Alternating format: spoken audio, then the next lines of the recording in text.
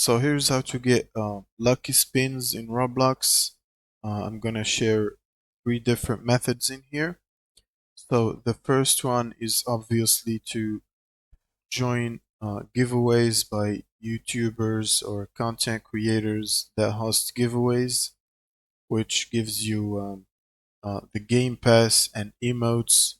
You just need to follow the rules to enter the giveaway. And the second method is to play Please Donate and collect donations from other people. This method is probably the easiest because there is no cap on how much Robux you can get per hour.